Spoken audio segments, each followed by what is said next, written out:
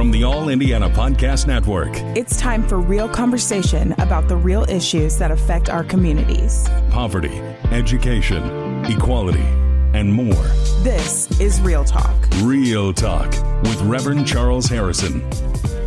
Welcome to Real Talk on the All Indiana Podcast Network. I am Reverend Charles Harrison, and on this episode, I will be having a conversation with two good friends of mine who pastor here in Indianapolis, Bishop Richard Willoughby of the Promised Land Christian Church, and Pastor Clarence Moore at the New Era Church right down the street from me. We're going to be talking about crime and violence and families and a lot of different issues today on this show. Welcome. This is Reverend Harrison, and I am honored to have my two good friends with me today as we talk about a lot of issues that are facing our community and have real conversation about the issue. Certainly in the Black community, we are not a monolithic community, and we have diversity of viewpoints about many of the critical issues. And today, I have Bishop Richard Willoughby with me from the Promised Land Christian Church and Reverend Clarence Moore, pastor of New Era Church. Welcome, my friends. Welcome. How you doing? Hello. Good to see you, Doc. Well, it's good to see you. Well, let's talk a little bit about what has happened certainly over the last 3 days. We'll start with the issue of crime and violence. We had 8 people killed over the weekend, Friday through Sunday, almost 20 people shot, 1 person stabbed, 8 people killed. We had 2 more people shot this morning on Monday morning with one of the persons dying. Wow. Even though we are down from last year's homicide numbers, because last year we had in the first 4 months 3 mass shootings that totaled about 18 homicides. We're probably about 7 or 8 homicides off of last year's number. So if you take those mass shootings out from last year, we will actually be ahead.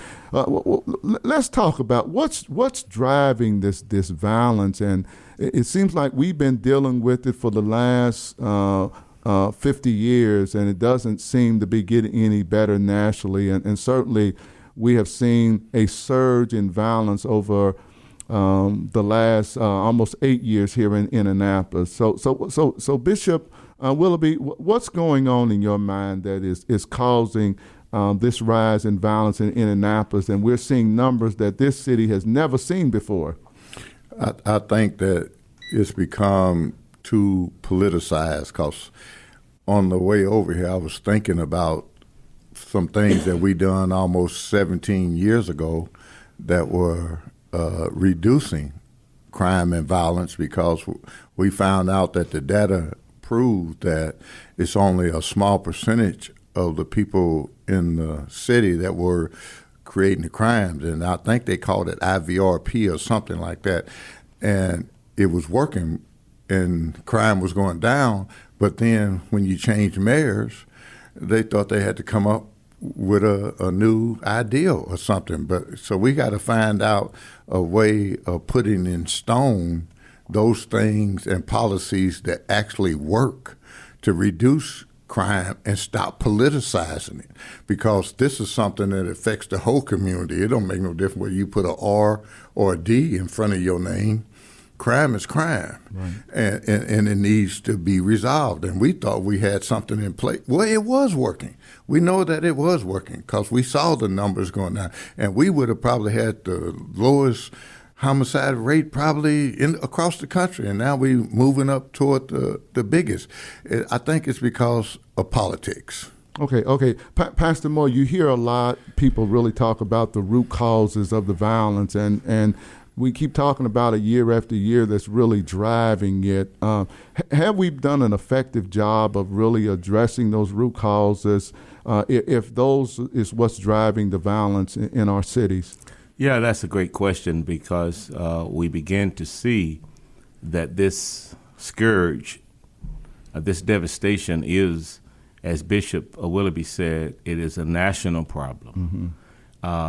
Indianapolis is not the only city that's that's dealing with this scourge. And so I don't think that we have done the best job of removing a lot of the economic and social barriers that I believe are the foundational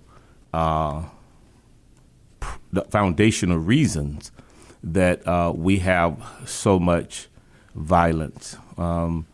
They are doing a study now trying to understand the impact of gun legislation and how now that is one of the main areas that we need to find a way forward to try to keep some of these guns off the street.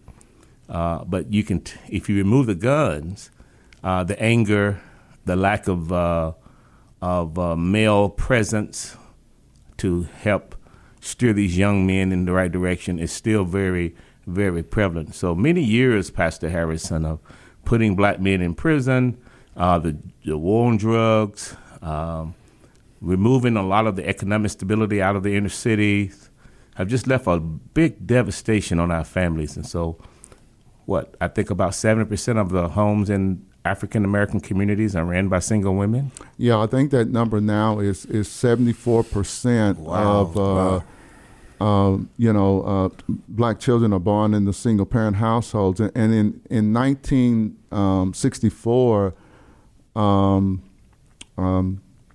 there was a concern about the number of single-parent households. It was, I think, 24% then, in the 1960s. So there was a concern that if we didn't address that issue, it was going to lead to a generation of young people who would become predators. And we never really, Patrick Moynihan tried to address that issue. Right. And he got a lot of pushback out of the Kennedy administration from some black leaders who felt like that was not an issue. So how do we really address that? And I know I probably grew up as an angry young black male when my father abandoned the family when I was about almost 3 years old. Yeah. But I was blessed, pastors. My mother ended up marrying a wonderful guy who really became my father, and then I had a strong grandfather and uncles. Right. I'm not for sure if that kind of a family structure is still in place today like it was in the 60s and 70s and 80s for children today, when if you are born into a single-parent household, who's there to help mentor you as a young man? And I think young women need that good role model mentorship from men too, when it comes to knowing the right kind of man to look for when you become a young woman who you want to marry. So what do you think? Yeah, I think that's a great point, and I think your last statement is indicative of the problem we have in the African American community. I have two beautiful daughters. Mm-hmm. They can't find men. No one like their father. No one that. Right. They could go out and they could, as they say, they could diminish themselves. Yes. But the point is that as a result of the policies, intentional, strategic policies in the 60s, Jim Crow, in the 70s, along with all the political back and forth between Democrats and Republicans, basically the policies, the Reagan administration, the war on drugs has put, I don't know how many of our black men in prison. I think, I forget the young lady out of Ohio State University that wrote the book that the prison is the new Jim Crow system. Yes. Removed so many African-American males out of our systems. Yes. Well, we don't have a lot of uncles anymore. Yes. A lot of grandfathers are not making it to grandfatherhood. Yes. And so the availability of strong black men is diminishing. And now we have a problem, my brothers, where we used to lean on the church for some of that mentorship, but now they aren't coming to church. Right, that's true. And so they're just, our children are floundering, our single mothers are struggling. And that's my immediate answer, because when I hear you talk about, and you go down the list of the troubled black man in the community, I was he. Okay. You know, I grew up homeless. I grew up throwaway of society. Wow. I was in foster homes at the age of 14. Wow. And then put out in the street. I thought I was doing something great by graduating in January, graduating early for Tech High School, but I was not able to go to my graduation or any of the proms, none of that stuff, because my foster mother put me out, said I was 18, you'll graduate from high school, and she put me out with a sack full of clothes. Wow. And if it wasn't for the hood, I wouldn't have survived. Wow. Because I stayed in, at the time, my girlfriend's father's house that was abandoned, but I took electricity in Tech, and so I knew how to bypass. They used to keep the wires going through the house, and I knew how to bypass the meter. I put the quarters in there, and the next door neighbor was Clarence Gladney's mama, and she let me run a water hose over to the abandoned house, and I survived a whole winter that way. I got out of the winter by joining the Navy, and that's another story within itself. Yeah. So I was that angry. Yeah. And a lot of people don't know the psychological effect of not having a father and not having anybody in your corner, not having any type of leadership. Right. And I was full of hate. Right. Yeah. Right. And it wasn't until I met Jesus. If I hadn't met Jesus, Yeah. I would be one of those statistics. Okay. If it wasn't for the church. And so the black church has to figure out a way. Right. You know, I talk to young people, and you know, the church just isn't real anymore. It ain't real, and they want to talk about certain things. And some kind of way we're gonna have to figure this out. Yeah. Because the only thing that we legitimately own in the black community is the black church. So how do we address this issue though? And I think we are addressing this issue.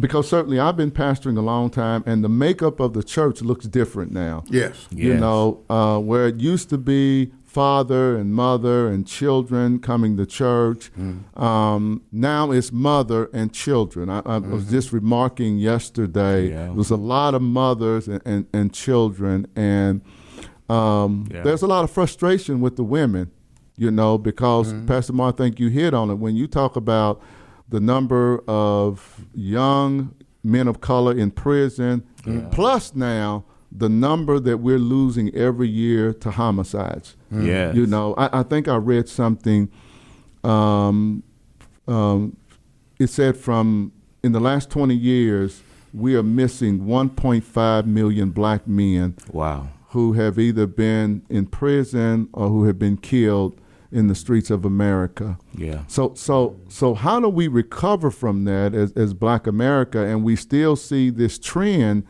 of 74% of black children being born in the single parent households. How do we deal with this father issue if now young people are not in the black church? Right. And you see 28 is 70-something percent, right? That's born into a single 74% households. And what I'm seeing is grandmothers bringing children to church. Wow. And sometimes they're trying to fill the gap for their children. Wow. And so and that has caused a multiplicity of struggles and challenges for our church. And that our children's ministry, we want to cater to all these children, but grandmother is tired. Right. I mean, I'm a grandparent. I know. Right. I'm so glad that my children, when I play with my grandkids, that I can hand them back over. But there are a lot of grandparents raising their children today. True. Right. That's true. And so they bring them to church but then they don't feel like volunteering to bolster and augment the children's ministry. Right. And so we are really struggling on many fronts. And so, but as Bishop says, and as you say, Pastor Harrison, we've got to find a way to make the black church relevant again, because that's been our salvation, I would say, up till the 2000s. I mean, all of us.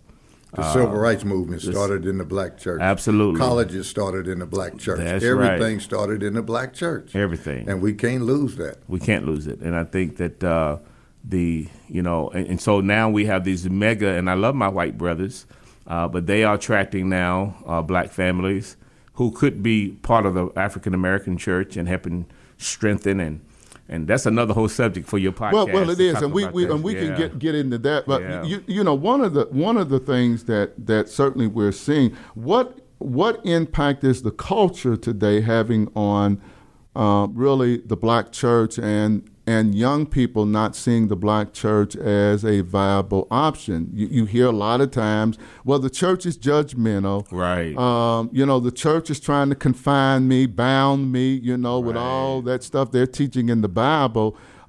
When our society certainly has become much more secular than what it was when I was a kid, when the society was more sacred. When it was kind of pushing people into the church. Yeah. Now we have a society that's pushing people away from the church. Yeah, well, there's so many issues there. Yeah. I believe that if I could just go a different route for just a moment. Okay. I think that what's hurting the churches of Christ is racism. Okay. And I think that that's one issue that's diminishing the relevancy and I think the strength of the church, especially when it comes to the white evangelical church. When it comes to our churches, you're right. My children who grew up in a pastor's home don't have the orthodoxy when it comes to scripture as I do. Mm-hmm. And so they do think that we are more intolerant when it comes to living together, when it comes to the LBGT. I can never get that right. You know what I'm trying to say there. Yeah. Our brothers and sisters that have that kind of a lifestyle, we're struggling trying to find a way to stay relevant, but also to stay biblical. Mm-hmm. That's and true. That is a real challenge for the African American church, in my opinion. Well, and I would say the same thing with my children. I have two teenagers, but I have two adult children. Yeah. Who also would say that they see the church as not being tolerant. Yeah. When it comes to the LGBT community issues. Yep. That is and marriage true, and marriage and they don't believe is. in marriage hardly anymore. Yeah, they don't. They don't. Right. They don't. Right. They don't. Right. And I don't know. I guess the only thought that came to my mind was whosoever will, let them come. We got to open up our doors to the church, and I had a couple in my church, and one of the older members said, they not married. I said, well, how's that my business? Right. Right. I'm trying to preach Jesus. Right. I want them to understand who Jesus is. Yeah. And then if they understand what salvation really is, and if I can teach them from the Word of God, the true Word of God, and if they really get saved in their heart, then they might change their position about things. But me going like a tyrant, going over and say, you got to be married, you got to do this, that ain't going to work. I just lost two members. Right. One of the issues, and I think, Pastor Moore, you brought up, some very critical issues when we talk about what's driving this. Now, my perspective on this is I see the racism probably coming from two different angles. I do see it with the, in politics. Right. I do see it in the church. Mm-hmm. Yeah. I think this dependency that black people tend to have on government has done more harm than good. Yeah. In the long run. Yeah. And how do we address that issue? I believe that, and I think the Bible teaches it. Certainly, for someone that needs a hand up, we ought to help them. I think the church, we ought to help people get on their feet. But is it okay for people to always stay at the point of need, where they always need either the government or the church always to help them? And what becomes our role? And my concern is there are certain parts of all cities where where the crime is going to be high. And it tends to be in areas where there tends to be high level of poverty, blight, You know, you can probably say in the neighborhood where all three of our churches are, we have a lot of that, but yet we have a lot of churches that have done a lot of good things in those neighborhoods that I think that has stabilized it, or the neighborhood would be even worse. Absolutely. Yeah. My food pantry is open every week, and we give food out till we run out, and we've never run out of food as of to this day. But you brought up, have you heard of the Poor People's Campaign? And the preacher that was here a couple of weeks ago, I went to hear him speak, Balboa. Reverend Barber, yeah. Out of North Carolina. Okay, I bought a book. Isn't he from Indianapolis, though? He's from Indianapolis. Oh, is he? I didn't know that. Yes. I know. I thought I knew him years ago. But I bought a book that relates to Baldwin. Jimmy Baldwin, and it's got a conglomeration of stories. But the one thing it made me go get a copy of the original Declaration of Independence. Okay. It took me a while to find one, but I found it, and in it says that all men are created equal. That's what it says. Yes. And Baldwin's position is James Baldwin is trying to get America to be America. Right. When they come out with this slogan, "Make America Great Again," now America has never been America. Okay. They have never lived up to the words that they put on paper. And so we've been perpetrating a lie. So it said all men are created equal. So what they do, they had to come up with a way for us not to be human. Mm-hmm. So we are, 3/5 of a man, that kind of thing. That was not in the original independence statement. It said all men are created equal. So that's because America has never been America. This racism is perpetrated based on a lie. America never did start off correct. It came over here killing Indians. It came, and the Indians was already here. We know the truth about what really happened.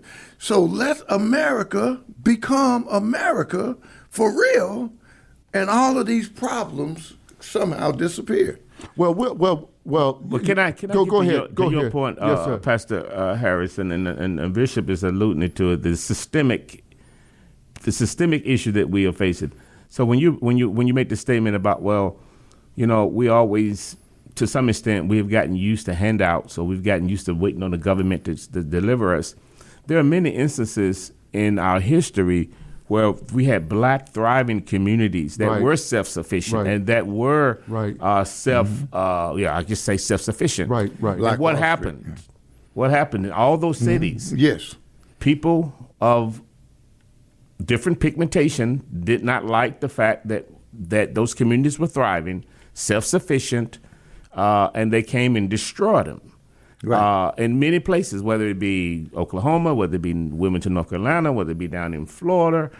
I'm just saying that in this country, where we've tried to be self-sufficient and we built our own systems, somehow this ugly head of racism would rise up again and begin to deteriorate and sometimes destroy the progress of those kinds of communities. And so I do think we can't move past that. My children often say that they wish we had stayed in segregated communities, segregated schools, that things were better. Right. And I agree with that. Well, that's what my mother says. My mother says part of it was the whole issue of integration, but it's what we push for as black people, to be integrated, because we thought integrated schools were better than the segregated schools. No, we thought they would treat us equally. Yeah. Right. Yeah. Equality. Yeah. We thought they would, but they didn't. So separate but equal was another way to keep us in our place. But yeah, I remember. I don't know if you're not from Indianapolis. No, I'm not from Indianapolis. But you hear the stories of Crispus Attucks, right? And those schools were thriving. Yeah. It was a great educational system, because the people who taught in that high school couldn't teach on the college level. Right. So those educated black people would come back and teach in the high school. And so I guess a generation before me, because I'm a baby boomer, they got great education, and the schools were incredible. They were all black. But I think at some point, Pastor Harrison and Bishop, we felt like integration would be the ticket to the suburbs, the ticket to the boardrooms. Right. And to some extent, that's happened for a portion of us, but as a people, it hasn't really materialized. So, and the reason I love this conversation, I'm watching the Hispanic community come to this country. Exactly. And they're entrepreneurs, they're hard workers. Yes. And they seem to be thriving. Yeah. When it used to be us when I was a kid. And I'm trying to figure out, pastors, what has happened from the 1960s to now 2022. And it seems like we have taken a step backwards rather than moving forward. When I was growing up, my parents wanted me to be better than them. They come out, and grandparents, they come out of segregation, during the civil rights movement. So they made it possible for me to achieve some stuff that they did not do. I'm not for sure. Maybe our generation didn't do as good a job, all of us, in trying to make sure our children would be successful as we were. I'm not for sure what has happened, but I do see the Hispanic community thriving in some areas where we seem to be stagnant. So how intentional is that? I think we need to take a look at that. How are they getting business loans? They're now got shopping malls. They got 4 or 5 Hispanic supermarkets doing very well. Matter of fact, I went to a supermarket up on one of the areas of town, and I felt like I was in Mexico. Yeah, because everything was Spanish. The people were Spanish, but you're right. Somehow they are thriving, and I don't know. I think that's some. We got to look at that sauce that they're using. And I just think that maybe they come to America with a lot less baggage of historical inequities, historical disadvantagedness. I don't know. I think we do need to take a look at that story. I do know also that our white brothers are beginning to look at them and to become part of their numbers. They start changing demographics in order to make sure that they kind of stay in the majority. And I don't know. That's a great question. I'm asking questions about it. I'm suspicious. I'm suspicious, but I want to see somebody do some in-depth study as why it is that the Hispanic community, and I don't think they're no more hardworking. I think that there are some. You don't think that has changed over the years, that our kids and grandkids in general are not as hardworking as we were? I have to agree with that. Yeah. To some extent. I don't. What do you think? Because we did a little better. My grandson is in college. He don't have to work. I want him to get his education, but he doesn't have to work because people like me, did pull ourselves up by the bootstraps. And I'm an electrician. You know, I got 2 or 3 degrees, and I know how to make some money. Right now, I can go out here and make some money if I wanted to be an electrician today. I know how to go out there and make it, and we don't mind making it and giving it to our kids and giving them up. But I think as a whole, everybody, even my grandkids and my kids, when we go on vacation, I say, everybody can't afford to go to Disney World. Everybody, they've been to Disney World. I don't know how many times I done took them, but everybody don't get to go to Disney World. We even took some kids, some of their friends, to Disney World with them because their parents couldn't afford to send them, so we took them with us. But you think we believed a lot of books I read talking about us believing the lie. Did we think we had done something when we got the Civil Rights Bill signed? Did we think we had actually done something when we got the right to vote? We got the right to vote, but they still trying to suppress the vote. Mm-hmm. They still trying to keep us from voting. We got the Civil Rights Bill on paper, but how many people actually acted out? Police are still killing us in the street. The law says they can't do it. It's on paper. No, you can't do that. You can't just walk up and kill a black man. But yet they did it. And one of them rascals even thought down south that they thought their tape on phone was going to get them off. And that's what really convicted them. But they thought in their mind that they could actually wipe us out. I mean, did we think when Obama got president for 2 terms that we had arrived and black people we did something? You got to be the president, and all that did was made the racists come back and then storm the White House on January the 6th. We're going to show y'all that what y'all did didn't mean nothing. But was more that it was more that driven by the economy in this country over the last 40 years, in the fact that factories, which helped a lot of people become middle class in this country in rural America, went away. Yeah, you know, and we have seen this resurgence of, I read a book that talked about that white America didn't have advocates for them when the factories and stuff went away. I pastored a church in Newcastle, Indiana, where all of the big factories that were employing people just went away. Everything, either went south or went to another country. So, Chrysler left the city, which was the backbone of Newcastle. Well, millions and millions of people, across America have been impacted by that. So how much of it is this driven by racism and economics in this country that is creating this either greater division among races of people? But again, the Latinos seem to be not as much impacted as we have been. And the question that I asked is why. Eugene Robinson wrote a book, and I wanted to talk to you about that. Have you been able to do this? Reintegration. Have you heard of that? I haven't. It's a very good book to read. Very good book to read. And he talks about Black America, that Black America now, there's no one Black America anymore. He says that's the mistake that we making, that there's no one Black America, that there are the Oprah Winfreys and the Tiger Woods and the Michael Jordans, and all of those. Those are the billionaires. They're in their class by themselves. Then he talks about there's the black middle class. Which we probably, which is shrinking, which we probably are in that shrinking black middle class. And then he says there's this large group of the underclass. And he says there is this major gulf between black middle class and the underclass. Absolutely. And then you have the Africans and people who are biracial in the fourth group. So those are the people. And part of my observation, pastoring on the west side of Indianapolis, when I had members that were commuting to the church in large numbers when I came almost 29 years ago, pastors, they really didn't want to have much to do with the people who really lived in the neighborhood that they considered were poor people.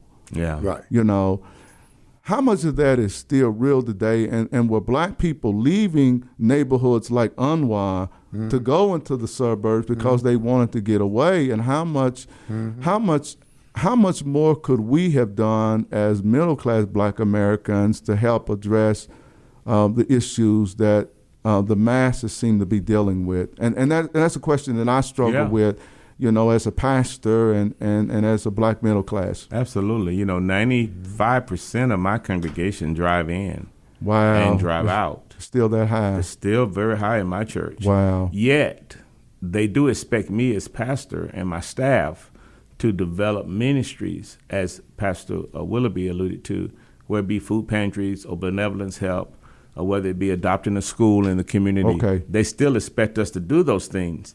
But they're not living down the street from our church. They're driving north, east, west, and south in. And so I think to some extent, you're right, the neighborhood, but, I hate to keep going back to these systemic things, but your church and my church and Pastor Willoughby's church or Bishop Willoughby's church were all impacted in 1960s by what?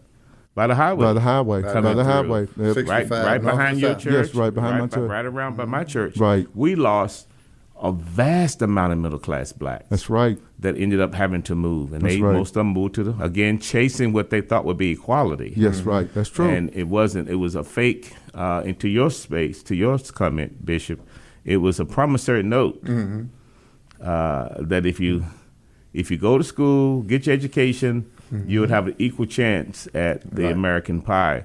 And we all know the struggles we've had, Right. even They in our tricked middle us with class that. status. Yeah, just getting there. Student loans. Student loans. They tricked us with that. Redlining. I'm gonna give you all the education you want and everything, but then I'm gonna strap you with $300,000 or $400,000 worth of student loans, so Right. you'll still be in the lower spectrum of the income, because Exactly. you can got a job that you make $100,000 a year, but 40 of it's gonna come back to us. You know. Great point. My daughter told me the story the other day. Well, if y'all would have been Methodist pastors, y'all wouldn't have had that kind of. That's right. I didn't have that kind of debt. Right. But think about what Doc just said. Pastor Harrison just said. Methodist pastors. Yes. There's no black Methodist denomination, is it? No. He was part of a white denomination, and they Yes. set things up. Us poor black Baptists. We didn't have that available to us. He was smarter than us. He went into a denomination that had things I set should up. have been a disciple of Christ. Yeah, should have done. Yeah. But my daughter was in a meeting speaking of this issue, and one of the little white young ladies came in and sat down and said, "I got good news, everybody." And my daughter was sitting there, and she said, "My grandparents just gave me $100,000 to pay off my student loans." And so people clapped, but my daughter didn't. She just sat there like this. So she saw my daughter sitting there. She says, "Oh, you don't understand, Christian. My grandparents worked hard to be able to have that kind of money." And Christian said, "Well, you know what? My grandparents worked hard also. Wow. But they got nothing for their journey. Wow. They got no pay." Wow. Right. Wow. For free. And you could hear a pin drop. Wow. Yes. And they talking about they don't want to do appropriations and all that. They ought to delete all black student loans off the map Think right about now. that. $100,000 from grandparents. Yes. How many of our grandparents had that kind of money laying around? Yeah, No, that's true. No, That- we had that's to true. struggle through. That's true. So So many issues like that. Yeah. So what becomes some of the solutions to these issues that we have been talking about for the past 30 minutes? What are some solutions? Well, I think we have to find a way, in my opinion. I was in Israel. Pastor Willoughby traveled to Israel with me, and he and a few other pastors. And I'm going to get in trouble for saying this. Okay. But I think that a lot of our children should be ushered into some kind of systematic service to their country. I think that if you don't finish school, that it ought to be an automatic kind of step for you to go into some kind of training for military. I think that Israel did that. Right. Every child in their system, because they're in a geographical area that they're always at war. Right. And so, but I think it instills a certain discipline in kids. Wow. Right. You went to the Navy. That's what saved me. That's what saved you. Right. I went in as Superfly. Right. Yeah. I'm your mama. I'm your daddy. Yeah, You remember that? exactly. My hair was long all the way down to my shoulder. Absolutely. And the first thing they did was cut my hair off. Cut your hair off. I Cut think my there needs glory to be off. a national system where Yeah. we can make sure our these children, if they're not prepared to go off or finish school, that they're ushered into some kind of system whereby they can be put into some kind of disciplinary. That's the wrong word. Some kind of structured system to teach them some discipline and how to respect authority and those kinds of things. That's one thing I think we could do. Number two, we've got to put manufacturing back into the inner city. I agree. We've got to find a way to offer better jobs. Even now, they put all the jobs in the Mooresvilles and all the places around, but they aren't coming back to the inner city. We need economic development. But look what we allow right in our neighborhood. What's that? Peerless. Used to be Peerless Pump. Yeah, Pump, The gas company. All of those jobs are within walking distance of Unwar. But how many people in Unwar actually work there? So people drive in to get those jobs Yes. too. Yeah. So we got to have a better economic, I think, Pastor Harrison, to where we could offer young people some good paying jobs. What role do you think the school should play? I think probably most of us, when we were in school, schools used to offer trades, and you was trained how I love that idea. you know, because there's good paying money there, That's you know, right. and there's a shortage of Yeah. particularly African Americans that are in that field. And I think if we were training our young people and skilling them up in that area and other areas where the jobs are, then our children would certainly be more competitive. And could make good money doing those things. Plumbers, electricians, welders, you know, those kind of things. Those are good paying jobs, and there's a great demand for it. Is that the old argument between Booker T. Washington and W. Du Bois? Yes. Booker T. Washington saying, use your hands, Yes, you know, yes. make, you know, cut hair, Yes. grow a garden. Yes. And W. Du Bois was saying, get into the intellectual environment. Yes. They would have that big argument. Yeah. And I guess we needed still have both. We need both. We need both. We need We both. got to have both. We got to have activated. both. You have both. Yes. And I agree. I think that for us, when I was coming, everybody expect you to go off to college. Right. I don't think that should be the expectation. That's right. anymore. Right. There's Right. some kids that aren't college material. That's right. But could learn a trade. That's right. What I learned at Tech is Right. what taught me how to survive during my homelessness. Yeah. If I hadn't learned how to be an electrician, Yeah, that's a great temporarily skill. in Tech High School, Yeah. I wouldn't know how to bypass that meter. Right. How early do you think, Bishop, we should start? I mean, because I know when They you, ought to start in high school. Okay. Is They that ought to, is that they too ought to be late, though? talking to them in the 8th, 7th, and 8th grade. But they ought to have. I was a electrician in Tech High School for 4 years. I learned the electrical So trade. you for started in ninth grade? in the 9th grade. Are most of our kids getting that far in the inner cities? Are they getting to that ninth They grade? stopped it. No, they stopped it. They stopped They're that. getting to the 9th grade, but you could take auto mechanics at Tech. They kept my wife wanted. They discriminated against women. My wife wanted to be a mechanic. They wouldn't let her be a mechanic because she was a girl. I think the point you're trying Yeah. to make, though, Yeah. is when are we losing kids Right. in school? I think that's the what I'm point. trying to- And when it probably might be by middle school as we're starting to lose them. That's what I'm wondering, and Right. therefore we'll lose. So, if we could capture, my little grandson is 12. Right. He's in the 6th grade. Right. Well, again, he took a Get trip him to interested. NASA. Yes. Right. He went to NASA last week. Okay. He was intrigued Right. by the possibility of being an astronaut. Wow. Well, that's in the 5th, 6th grade. Right. That's right. How do we impact our kids with those kinds of ideals? Right. So that if Yes. if they don't get to middle school, I mean, we start talking to them about various In the skill 5th and trades. 6th grade. If you want to really be an astronaut, you got to know about science. You got to know about mathematics. They ain't even gonna give you a shot if you don't know about algebra. And so they get them interested in their education. Right. How do you get to? How that's do what you I'm- get to that? But I think what Pastor Moore is saying is true. I think part of the issue with kids in the inner city, they're not exposed to anything not other exposed, than what nothing. they see in the What they neighborhood. see in the So neighborhood. they don't see the possibilities of what they Yes. could become. Exactly. So how do we expose Get them them- to more things at a very young age so they can begin to dream? That's what I'm saying. Yes. Yes. The And schools other and the than church. rap- I think you hit it on the head. Other than rap music, Yeah. Right. and, Schools and the church. the larger culture, how do we begin to infuse and show our kids there's another way? That's Yeah. right. And I think the schools and the church are the answer. We ought to be able to figure that piece out. Yeah, See, we so can. if hypothetically the three of us adopted a school, Mm-hmm. and part of their curriculum is that it's mandatory for these 3rd and 4th graders Mm-hmm. to sit in a space with pastors and Yeah. bankers and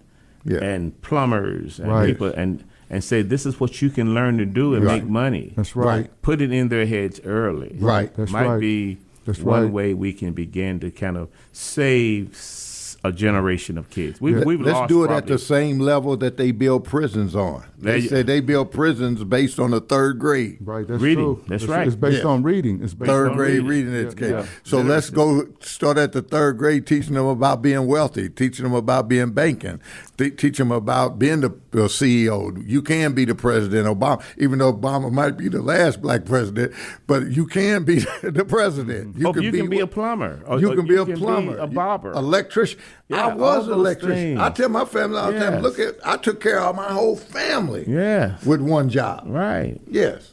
And made enough money with one job to take care of a whole, and I got 4 beautiful daughters. Yeah.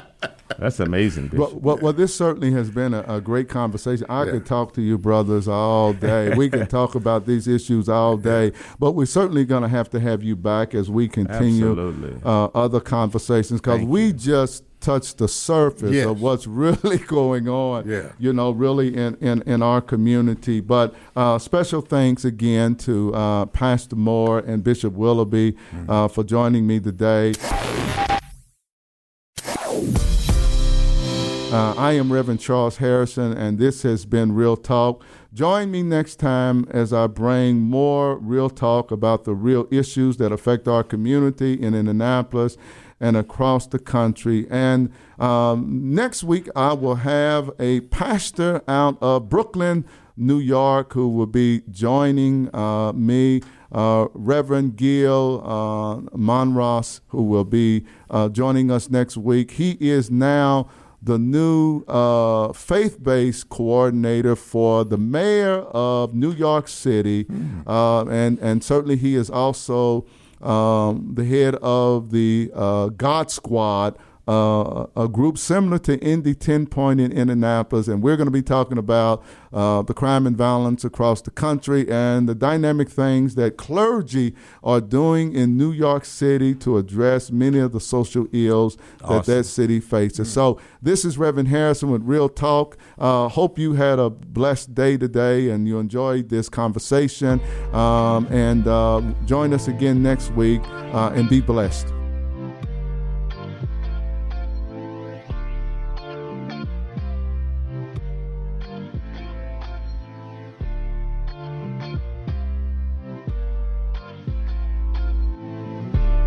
This is Real Talk with Reverend Charles Harrison. Be sure to like and subscribe to this podcast. And be sure to check out other great podcasts on the All Indiana Podcast Network. Online now at allindianapodcast.com.